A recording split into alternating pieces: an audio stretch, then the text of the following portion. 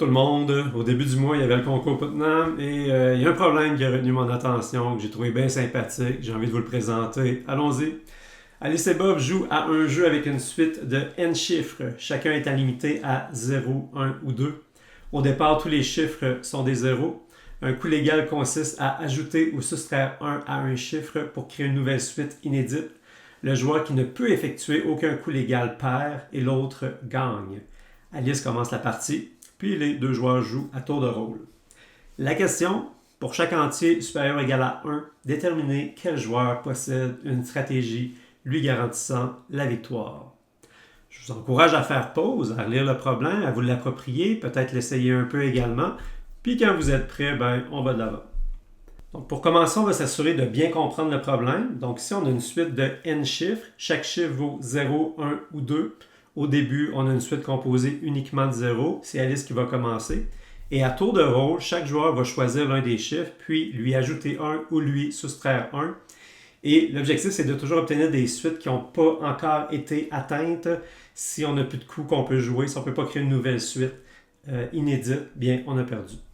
Un petit exemple, si on prend n égale 2, donc c'est Alice qui commence avec la suite 0, 0. Elle peut choisir de modifier le deuxième chiffre 0 en 1. On a la suite 0, 1, c'est à Bob à jouer. Il peut choisir de modifier le premier chiffre 0 en 1.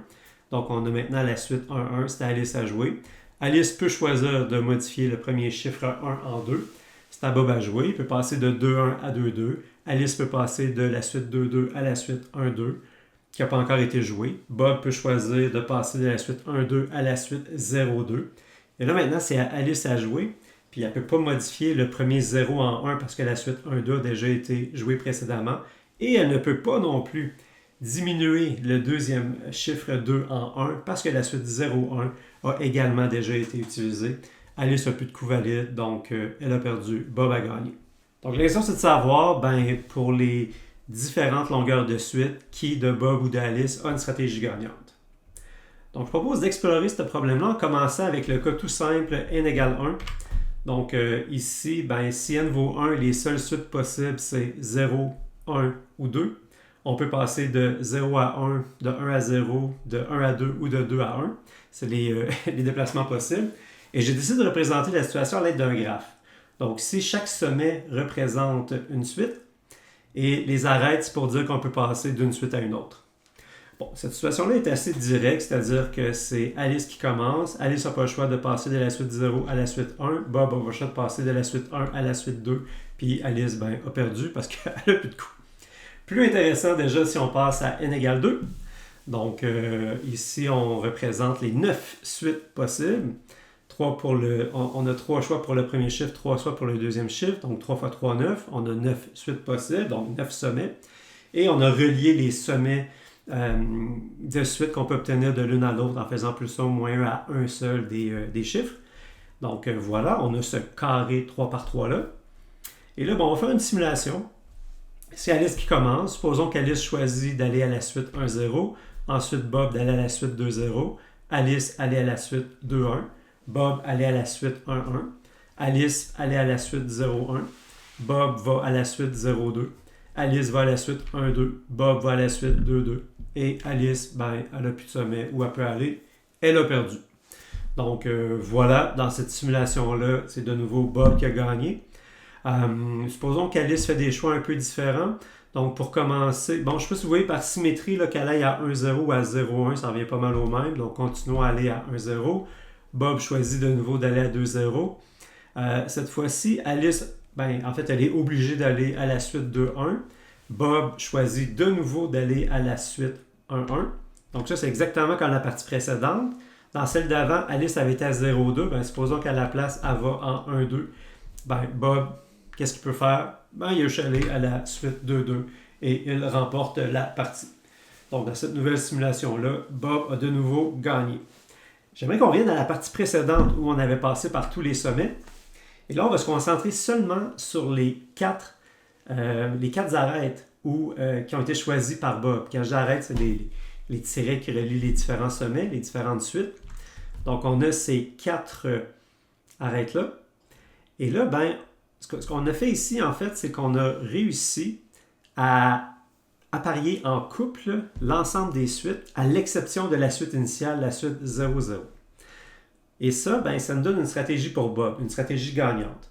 En fait, à chaque fois que Alice va jouer, elle va toujours devoir choisir un sommet d'une paire qui n'a pas encore été choisie. Et Bob, qu'est-ce qu'il va faire de son côté? Il va prendre le sommet qui est associé à ce sommet-là, ou à cette suite-là si vous préférez. Par exemple, si Alice commence en passant de 0-0 à 1-0, Bob va aller à 2-0.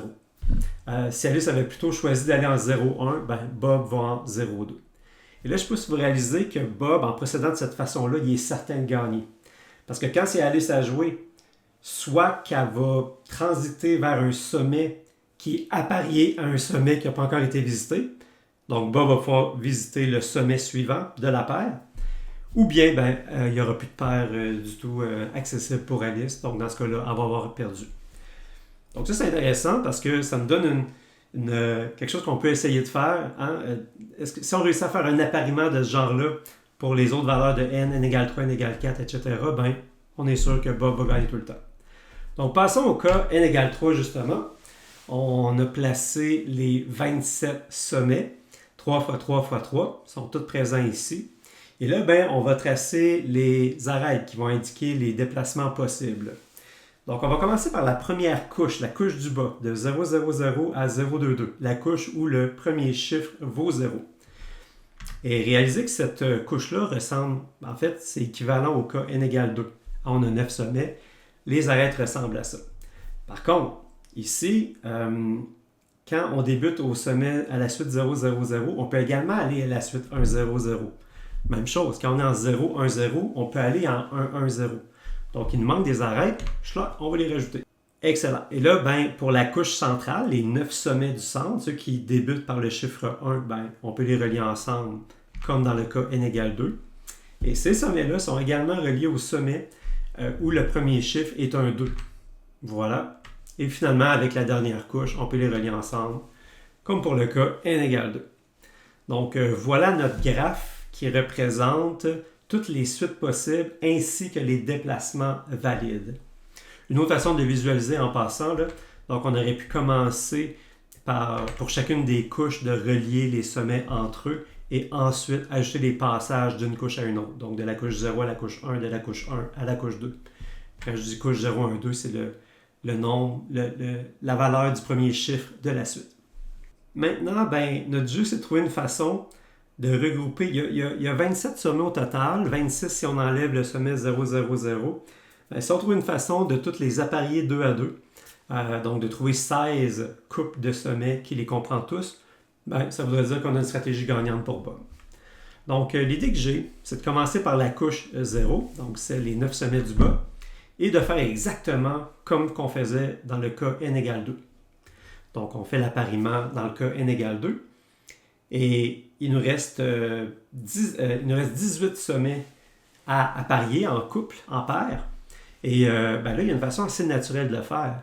Chaque sommet de la couche centrale, on va l'associer à la couche du fond.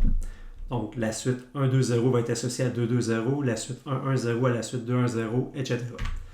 Donc, voilà, ça va ressembler à ça ici. Et on a trouvé notre appariement des 26 sommets restants. Donc, Bob, tout ce qu'il a à faire, lorsqu'Alice fait un coup, Bob, il choisit de transiter vers la suite associée, selon cet appariement-là, à la suite qu'Alice aura choisie. Donc, on vient de résoudre le cas n égale 3. Bob a une stratégie gagnante dans ce cas-ci. Donc, Bob peut gagner la partie s'il joue bien. Et là, pour finir, en fait, je vous laisse voir comment ça se généralise pour n égale 4, n égale 5. Si on a n égale 4, il faut voir qu'on a un hypercube, 3 par 3 par 3 par 3. Puis, l'idée, ça va être pour notre cube de la couche du bas, on va prendre exactement cet appariement-là. Puis pour les deux cubes qui restent, on va les relier. Comme on a fait ici, là, entre la couche centrale et la couche du haut, on va faire la même chose pour ces cubes-là.